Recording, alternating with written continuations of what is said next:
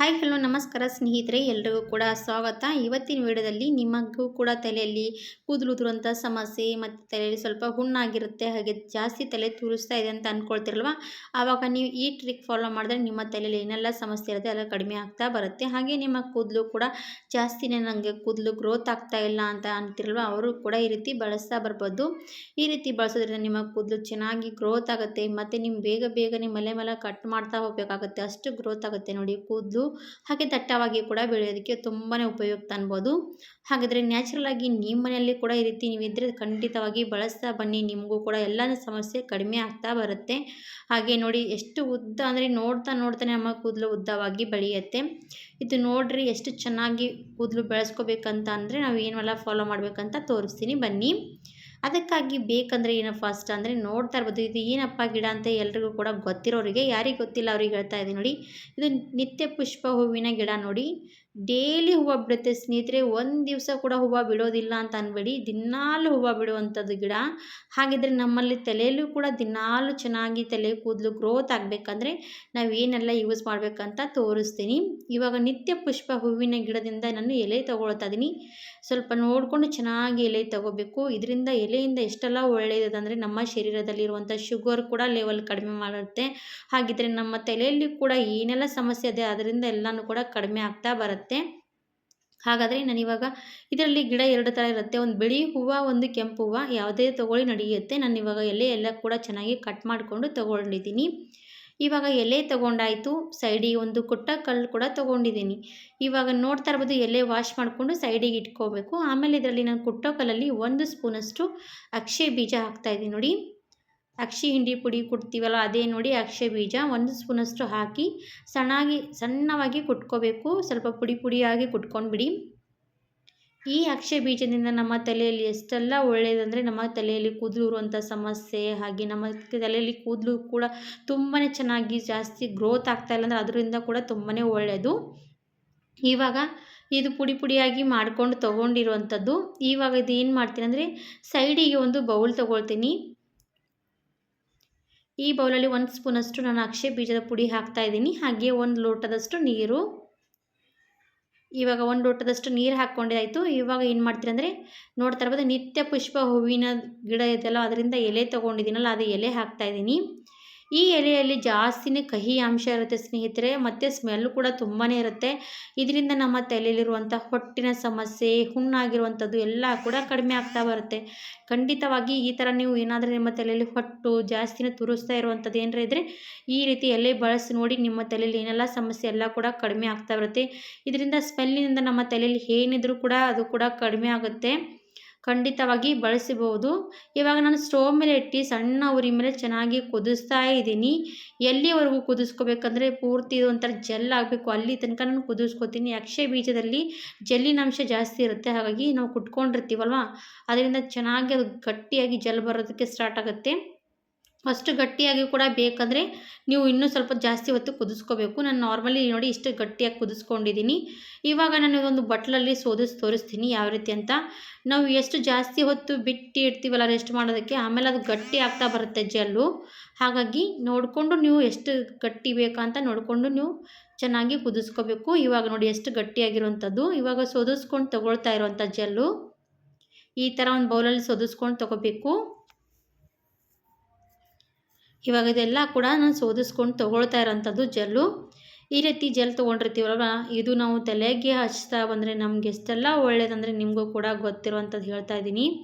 ನಮ್ಮ ತಲೆಯಲ್ಲಿ ಹುಣ್ಣು, ಹೊಟ್ಟು ಮತ್ತು ಏನೇನು ಸಮಸ್ಯೆ ಎಲ್ಲನೂ ಕೂಡ ಕಡಿಮೆ ಆಗುತ್ತೆ ಸ್ನೇಹಿತರೆ.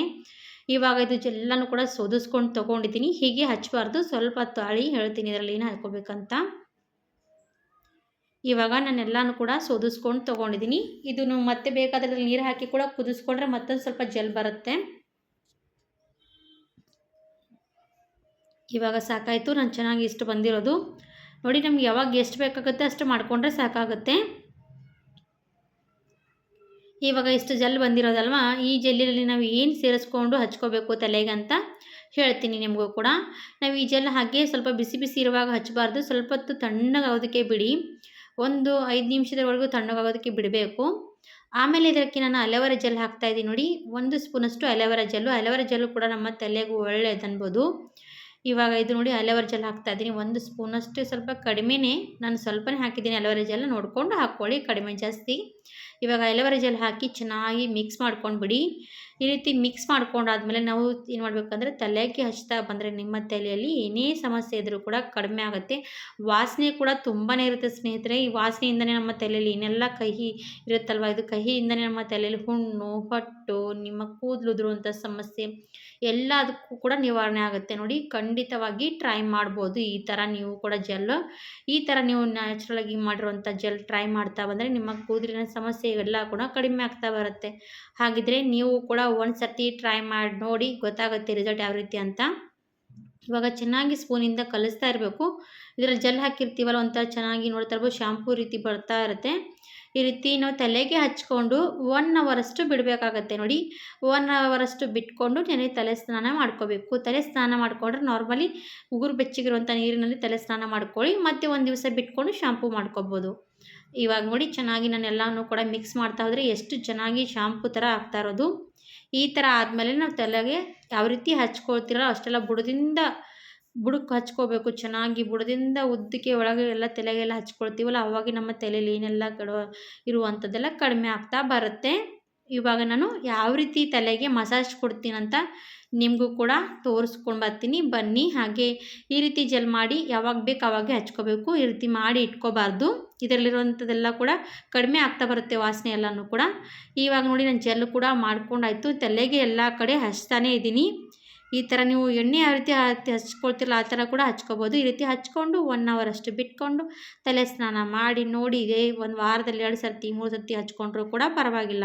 ಈ ರೀತಿ ಟ್ರೈ ಮಾಡ್ತಾ ಹೋಗಿ, ನಿಮ್ಮ ತಲೆಯಲ್ಲಿರುವಂಥದ್ದೆಲ್ಲನೂ ಕೂಡ ಕಡಿಮೆ ಆಗ್ತಾ ಬರುತ್ತೆ ಸಮಸ್ಯೆಗಳು. ಹಾಗಿದ್ರೆ ಇವತ್ತಿನ ವಿಡಿಯೋದಲ್ಲಿ ತೋರಿಸಿರುವಂಥದ್ದು ಈ ಜೆಲ್ಲಿನ ವಿಡಿಯೋ ಕೂಡ ನಿಮ್ಗೆ ಇಷ್ಟ ಆದರೆ ನನ್ನ ವಿಡಿಯೋಗೂ ಕೂಡ ಲೈಕ್ ಕೊಡಿ, ಸಬ್ಸ್ಕ್ರೈಬ್ ಮಾಡಿ, ಶೇರ್ ಮಾಡಿ ಅಂತ ಕೇಳ್ಕೊಳ್ತೀನಿ ವೀಕ್ಷಕರೇ. ಹಾಗಿದ್ರೆ ಮತ್ತೊಂದು ವಿಡಿಯೋ ಜೊತೆಗೆ ಮತ್ತೊಂದು ಸರ್ತಿ ಸಿಗೋಣ. ಅಲ್ಲಿವರೆಗೂ ನಮ್ಮ ವಿಡಿಯೋಗಾಗಿ ಕಾಯ್ತಾ ಇರಿ ಸ್ನೇಹಿತರೆ. ಧನ್ಯವಾದ ಎಲ್ರಿಗೂ ಕೂಡ. ಬಾಯ್ ಬಾಯ್. ಇನ್ನೊಂದು ಯಾವ ರೀತಿ ಮಾಡ್ಕೋಬೋದು ಅಂತ ತೋರಿಸ್ತಾ ಇದ್ದೀನಿ. ಇದು ಕೂಡ ನೋಡ್ತಾ ಇರ್ಬೋದು, ನಿಮ್ಮ ಮನೆ ಹತ್ತಿರ ಕೂಡ ಈ ರೀತಿ ಸದಾ ಪುಷ್ಪ ಹೂವಿನ ಎಲೆ ಗಿಡಗಳು ಇದ್ದೇ ಇರುತ್ತೆ. ಇದು ನೋಡಿ ಏನು ಬೆಳೆಸ್ಬೇಕಂತೇನು ನಾವೇನು ಕಷ್ಟಪಡುವಂಥದ್ದೇನು ಅವಶ್ಯಕತೆ ಇಲ್ಲ. ಇದು ನಾರ್ಮಲ್ ಎಲ್ಲರ ಮನೆ ಹತ್ತಿರ ಕೂಡ ಬೆಳೀತಾನೆ ಇರುತ್ತೆ. ಹಾಗಾದರೆ ನೀವು ಕೂಡ ಈ ರೀತಿ ನಿಮ್ಮ ಹತ್ರ ಮನೆ ಹತ್ತಿರ ಕೂಡ ಕೆಂಪು ಇರಲಿ ಬಿಳಿ ಹೂವಿನ ಗಿಡ ಇದ್ದರೆ ಖಂಡಿತವಾಗಿ ಅದರ ಎಲೆಗಳು ಹೂವುಗಳು ಕಡ್ಕೊಂಡು ಬರಬೇಕು.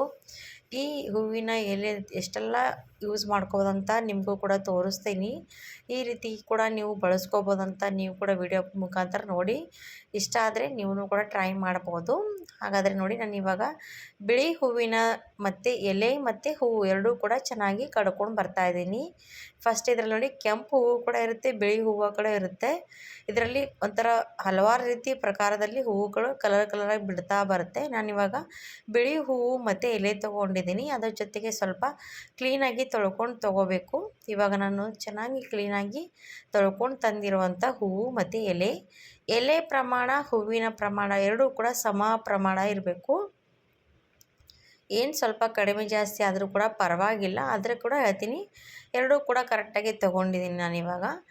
ಒಂದು ನೋಡಿ ಒಂದು 18 ಹೂವು ತೊಗೊಂಡಿದ್ದೀನಿ. 18 ಅಂದರೆ 15 ಹೂವು ತೊಗೊಂಡಿದ್ದೀನಿ. ಅದ್ರ ಜೊತೆಗೆ ಎಲೆ ಕೂಡ ಅಷ್ಟೇ ತೊಗೋಬೇಕು. ಇದು ಹೂವು ಕೂಡ ನೋಡಿ ಎಷ್ಟು ಚೆನ್ನಾಗಿ ಕಲರ್ ಎಷ್ಟು ನೋಡ್ತಾ ಇರ್ಬೋದು, ಎಷ್ಟು ಬಿಳಿಯಾಗಿರೋದಲ್ವಾ. ನೀವು ಆಮೇಲೆ ಪೂರ್ತಿ ವಿಡಿಯೋ ನೋಡಿ ನಿಮಗೂ ಕೂಡ ಗೊತ್ತಾಗುತ್ತೆ. ಇವಾಗ ಹೂವು ಮತ್ತು ಎಲೆ ಎರಡೂ ಕೂಡ ಕರೆಕ್ಟಾಗಿ ತೊಗೊಂಡಿರೋವಂಥದ್ದು. ಎಲೆ ಕೂಡ ಚೆನ್ನಾಗಿ ವಾಶ್ ಮಾಡ್ಕೊಂಡು ತೊಗೊಂಡಿದ್ದೀನಿ. ಇವಾಗ ಈ ಎಲೆ ಮತ್ತು ಹೂವು ಯಾವ ರೀತಿ ಬಳಸ್ಕೋಬೋದಂತ ನೀವು ಕೂಡ ನೋಡಿದ್ರೆ ಆಶ್ಚರ್ಯ ಆಗುತ್ತೆ ನಿಮಗೂ ಕೂಡ, ಮತ್ತು ದುಡ್ಡು ಕೂಡ ಸೇವ್ ಆಗುತ್ತೆ ಅನ್ಬೋದು. ಯಾಕಂದರೆ ನಮ್ಮ ಮನೇಲಿ ನಾವು ಬಳಸೋವಂಥ ಏನೆಲ್ಲ ಯಾವ ರೀತಿ ಅಂತ ನಿಮಗೂ ಕೂಡ ತೋರಿಸ್ತಾ ಇದ್ದೀನಿ. ಈ ರೀತಿ ಬಳಸ್ಕೊಂಡ್ರೆ ನಿಮ್ಮ ಮನೇಲಿ ಕೂಡ ದುಡ್ಡು ಖಂಡಿತವಾಗಿ ಸೇವ್ ಆಗುತ್ತೆ. ಹಾಗಿದ್ರೆ ವಿಡಿಯೋ ಸ್ಕಿಪ್ ಮಾಡದೆ ಪೂರ್ತಿ ಎಂಡ್ವರೆಗೂ ನೋಡಿ. ನಿಮಗೂ ಕೂಡ ನಮ್ಮ ವಿಡಿಯೋ ಇಷ್ಟ ಆದರೆ ಲೈಕ್ ಮಾಡಿ, ಸಬ್ಸ್ಕ್ರೈಬ್ ಮಾಡಿ. ಇವಾಗ ನೋಡಿ ನಾನು ಹೂವು ತೊಗೊಂಡಿದ್ದೀನಿ, ಸದಾ ಪುಷ್ಪ ಹೂವು ಮತ್ತು ಎಲೆ ತೊಗೊಂಡಿದ್ರಿ. ಅದ್ರ ಜೊತೆಗೆ 1 ಬಟ್ಲಷ್ಟು ನೋಡಿ ಮೆಹಂದಿ ಎಲೆ ಕೂಡ ತೊಗೊಂಡಿರೋದು. ನಾನು ಸಣ್ಣ ಚಿಕ್ಕ ಬೌಲಷ್ಟು ಮೆಹಂದಿ ಎಲೆ ತೊಗೊಂಡಿದ್ದೀನಿ. ಇವಾಗ ಅದು ಎಲೆ ಮತ್ತು ಸದಾ ಪುಷ್ಪ ಹೂವು ಮತ್ತು ಎಲೆ ಅವೆರಡೂ ಕೂಡ ತೊಗೋಬೇಕು.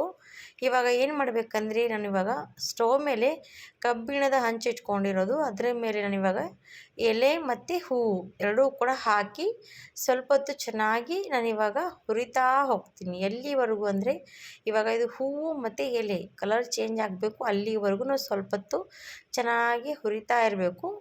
ಇವಾಗ ನೋಡಿ ನಾನು ಚೆನ್ನಾಗಿ ಸ್ಟವ್ ಮೇಲೆ ಹಂಚಿಟ್ಕೊಂಡಿದ್ದೀನಲ್ವ ಅದ್ರ ಮೇಲೆ ಹಾಕಿ ಹುರಿತಾ ಇರ್ತೀನಿ. ಎಲ್ಲಿ ತನಕ ಕಲರ್ ಚೇಂಜ್ ಆಗುತ್ತೆ ಅಲ್ಲಿ ತನಕ ನಾನು ಹುರ್ಕೊಳ್ತಾ ಇರ್ತೀನಿ. ಈ ಥರ ನೀವು ಕೂಡ ರೆಡಿ ಮಾಡಿ ಇಟ್ಕೊಂಡ್ಬಿಟ್ರೆ ನಿಮ್ಗೆ ಯಾವಾಗ ಬೇಕೋ ಆವಾಗ ನೀವು ಬಳಸ್ಕೋಬೋದು. ಏನಪ್ಪ ಅಂದರೆ ನಮ್ಮ ತಲೆಯಲ್ಲಿ ಬಿಳಿ ಕೂದಲ ಸಮಸ್ಯೆ, ಹೊಟ್ಟಿನ ಸಮಸ್ಯೆ ಎಲ್ಲರ ತಲೆಯಲ್ಲೂ ಕೂಡ ಇದ್ದೇ ಇರುತ್ತೆ. ಹಾಗೆ ಡ್ಯಾಂಡ್ರಫ್ ಆಗಲಿ ಮತ್ತು ನಮ್ಮ ತಲೆಯಲ್ಲಿ ಕೂದಲು ಕೂಡ ಜಾಸ್ತಿನೇ ಉದುರ್ತಾ ಇದೆ ಅಂತ ನಾವು ಅಂದ್ಕೊಳ್ತೀವಲ್ವ, ಆವಾಗ ಈ ರೀತಿ ಬಳಸ್ಕೋಬೋದು. ಇವಾಗಿನಂಥ ಜನ್ರೇಷನಲ್ಲಿ ಅಂದರೆ ಎಲ್ರಿಗಾದರೂ ಕೂಡ ಥೈರಾಯ್ಡ್ ಇದ್ರೆ ಸಮಸ್ಯೆ ಇದ್ದರೆ ಕೂಡ ನಿಮಗೂ ಕೂಡ ಕೂದಲು ಉದುರುವಂಥ ಸಮಸ್ಯೆ ಇದ್ದೇ ಇರುತ್ತೆ. ಅವರು ಕೂಡ ಈ ರೀತಿ ಬಳಸ್ಕೋಬೋದು. ತುಂಬಾ ಒಳ್ಳೆಯದು. ಸದಾ ಪುಷ್ಪ ಎಲೆಯಲ್ಲಿ ತುಂಬಾ ಆಯುರ್ವೇದಿಕ್ ಔಷಧಿ ಕೂಡ ಇರುತ್ತೆ. ಹಾಗಾಗಿ ಇದರಲ್ಲಿರುವಂಥ ಎಲೆಯಲ್ಲಿ ಶಕ್ತಿ ತುಂಬಾ ಒಳ್ಳೆಯದು. ಇವಾಗ ಮೆಹಂದಿ ಎಲೆ ಕೂಡ ಹಾಕಿ ನಾನು ಹುರ್ಕೊಂಡು ತೊಗೊಂಡಿದ್ದೀನಿ. ಎಲ್ಲಿವರೆಗೂ ಅಂದರೆ ಮೆಹಂದಿ ಎಲೆ ಕಾಣಿಸ್ತಾ ಇರ್ಬೋದು ನಿಮ್ಗೆ ಈ ರೀತಿ ಕಪ್ಪು ಆಗ್ತಾ ಬರುತ್ತೆ. ಆಮೇಲೆ ಅದಕ್ಕೆ ನಾನು 1 ಸ್ಪೂನಷ್ಟು ಟೀ ಪುಡಿ ಕೂಡ ಹಾಕ್ಕೊಂಡಿದ್ದೀನಿ. ನೀವು ಯಾವುದಾದ್ರೂ ಟೀ ಪುಡಿ ಕೂಡ ಹಾಕ್ಕೋಬೋದು. ನನ್ನ ಬ್ರ್ಯಾಂಡ್ ಅನ್ನಂತಿಲ್ಲ, ನೀವು ಯಾವುದು ಕೂಡ ಬಳಸ್ಕೋಬೋದು. ಇವಾಗ ಈ 3 ಕೂಡ ಹಾಕ್ಕೊಂಡು ಮತ್ತೆ ಚೆನ್ನಾಗಿ ಹುರಿತಾ ಬನ್ನಿ. ಎಲ್ಲಿವರೆಗೂ ಅಂದರೆ ನೀವು ನೋಡ್ತಾ ಇರ್ಬೋದು ಸ್ವಲ್ಪ ಕಪ್ಪಗಾಗಬೇಕು, ಅಲ್ಲಿವರೆಗೂ ಹುರಿತಾನೆ ಇರಬೇಕು. ಇವಾಗ ನಾವು ಟೀ ಪುಡಿ ಹಾಕಿರ್ತೀವಲ್ಲ ಅದೇನಾಗುತ್ತೆ ಅಂದರೆ ಹುರಿತಾ ಹೋದಾಗ ಈ ರೀತಿ ಹೊಗೆ ಬರ್ತಾ ಹೋಗುತ್ತೆ, ಅದು ಕೂಡ ಕಪ್ಪಗಾಗುತ್ತೆ. ನೋಡಿ ಈ ರೀತಿ ಬಳಸ್ಕೊಳ್ಳೋದಕ್ಕೆ ಯೂಸ್ ಆಗುತ್ತೆ. ಇವಾಗ ನಾನು ಇಷ್ಟು ಕಲರ್ ಚೇಂಜ್ ಆಗಿರೋದು ಇಷ್ಟು ಮಾಡಿಕೊಂಡ್ರೆ ಸಾಕು. ಈ ರೀತಿ ಕಪ್ಪಗಾದರೆ ಸಾಕಾಗುತ್ತೆ. ಟೀ ಪುಡಿ ಹಾಕಿರ್ತೀವಲ್ಲ ಅದು ಚೆನ್ನಾಗಿ ಕಲರ್ ಬರುತ್ತೆ. ಇವಾಗ ಏನು ಮಾಡಿದ್ದೀನಿ ಎಲ್ಲ ಕೂಡ ಒಂದು ಪ್ಲೇಟಲ್ಲಿ ತೊಗೋಬೇಕು. ಆಮೇಲೆ ನೋಡಿ ಒಂದು ಮಿಕ್ಸಿ ಜಾರ್ ತೊಗೊಂಡು ಮಿಕ್ಸಿ ಜಾರಲ್ಲಿ ಸ್ವಲ್ಪ ತಣ್ಣಗಾದ್ಮೇಲೆ ಹಾಕ್ಕೊಳ್ಳಿ. ಬಿಸಿ ಇರುವಾಗ ಮಾತ್ರ ಹಾಕೋದಕ್ಕೆ ಹೋಗಬೇಡಿ, ತಣ್ಣಗಾದ್ಮೇಲೆ ಹಾಕೋಬೇಕು. ಇವಾಗ ಮಿಕ್ಸಿ ಜಾರ್ ಮೇಲೆ ಹಾಕ್ಕೊಂಡಾದ್ಮೇಲೆ ಒಂದು ಪೇಪರ್ ಮುಚ್ಚಳ ಮುಚ್ಚಿ ನಾನು ಇವಾಗ ಮುಚ್ತಾ ಇದ್ದೀನಿ. ಯಾಕಪ್ಪ ಈ ರೀತಿ ಪೇಪರ್ ಮುಚ್ತೀನಿ ಅಂದರೆ ನಮಗೆ ನೋಡಿ ಮುಚ್ಚಳಕ್ಕೆ ಜಾಸ್ತಿ ಬಂದು ಅಂಟ್ಕೊಂಡು ಕೂತ್ಕೊಳ್ಳುತ್ತೆ, ಆವಾಗ ವೇಸ್ಟ್ ಥರ ಅನಿಸುತ್ತೆ. ಅದಕ್ಕೋಸ್ಕರ ಒಂದು ಪೇಪರ್ ಹಾಕಿ ನಾನು ಯಾವಾಗಲೂ ಮಿಕ್ಸಿ ಮಾಡ್ಕೊಳ್ಳೋದು. ಈ ರೀತಿ ಏನಾದರೂ ನಾವು ಹೇರ್ ಕಲರ್ ಮಾಡ್ಕೊಂಡ್ರೆ ಈ ರೀತಿ ಖಂಡಿತವಾಗಿ ಟ್ರೈ ಮಾಡಿ, ಟಿಪ್ಸ್ ಯೂಸ್ ಆಗುತ್ತೆ. ಇವಾಗ ನಾನು ಕಬ್ಬಿಣದ ತವೆ ಮತ್ತೆ ತೊಗೊಂಡಿದ್ದೀನಿ. ಅದರಲ್ಲಿ ನಾನು 2 ಸ್ಪೂನಷ್ಟು ಈ ಮಾಡಿರುವಂಥ ಹೇರ್ ಪ್ಯಾಕ್ ಪೌಡ್ರ್ ಅದರಲ್ಲಿ 2 ಸ್ಪೂನಷ್ಟು ಹಾಕ್ಕೊಂಡಿರೋದು. ಅದರಲ್ಲಿ 2 ಸ್ಪೂನಷ್ಟು ಹಾಕ್ಕೊಂಡ್ಮೇಲೆ ಮತ್ತು ಅದಕ್ಕೆ ನಾನು ನೀರು ಕೂಡ ಹಾಕಿದ್ದೀನಿ. ನೋಡಿ ಎಷ್ಟು ಕಪ್ಪು ಆಗ್ತಾ ಇರೋದಂತ ಇವಾಗಲೇ ಗೊತ್ತಾಗ್ತಾ ಇರ್ಬೋದು. ನಾನು ಸ್ಟವ್ ಕೂಡ ಅಂಟಿಸಿಲ್ಲ, ಹಾಗೆ ಇಟ್ಕೊಂಡಿರೋದು. ಇವಾಗ ಈ ರೀತಿ ನೀರು ಹಾಕ್ಕೊಂಡು ಚೆನ್ನಾಗಿ ನಮಗೆ ಹೇರ್ ಪ್ಯಾಕ್ ಯಾವ ರೀತಿ ಇರುತ್ತೆ ಅಲ್ವಾ ಆ ಥರ ಹದ ಮಾಡಿಕೊಂಡು ನೀವು ರೆಡಿ ಮಾಡಿ ರಾತ್ರಿ ಇಡೀ ಬಿಡಬೇಕು ವೀಕ್ಷಕರೇ. ಇದು ಕಬ್ಬಿಣದ ಹಂಚಲ್ಲಿ ರಾತ್ರಿ ಇಡೀ ಬಿಡ್ತೀವಿ, ಅದರಲ್ಲಿ ಮೆಹಂದಿ ಕೂಡ ಹಾಕಿರ್ತೀವಲ್ವ, ಅದು ಒಂಥರ ಶೈನ್ ಥರ ಚೆನ್ನಾಗಿ ಬರುತ್ತೆ ಕಲರು. ನೀವು ಒಂದು ಸರ್ತಿ ಈ ರೀತಿ ರಾತ್ರಿ ಇಡೀ ಬಿಟ್ಟು ಬೆಳಗ್ಗೆ ಹಚ್ಕೊಂಡು ನೋಡಿ, ಖಂಡಿತವಾಗಿ ನಿಮಗೂ ಕೂಡ ಆಶ್ಚರ್ಯ ಆಗುತ್ತೆ. ಯಾಕಂದರೆ ಈ ರೀತಿ ಕೂಡ ಹೇರ್ ಪ್ಯಾಕ್ ರೆಡಿ ಮಾಡಿಕೊಂಡು ನೀವು ಹಚ್ಕೋಬೋದು. ಅದು ಕೂಡ ಹೆಲ್ದಿಯಾಗಿರೋದು, ಕೆಮಿಕಲ್ ವಿತ್ ಹೇರ್ ಪ್ಯಾಕ್ ಅನ್ಬೋದು. ಹಾಗೆ ನೋಡಿ ನಾನು ಉಳಿದಿರೋಂಥ ಪೌಡ್ರ್ ಇದೆಯಲ್ವ ಅದೊಂದು ಡಬ್ಬಿಯಲ್ಲಿ ಹಾಕಿ ಇಟ್ಕೊಳ್ತೀನಿ.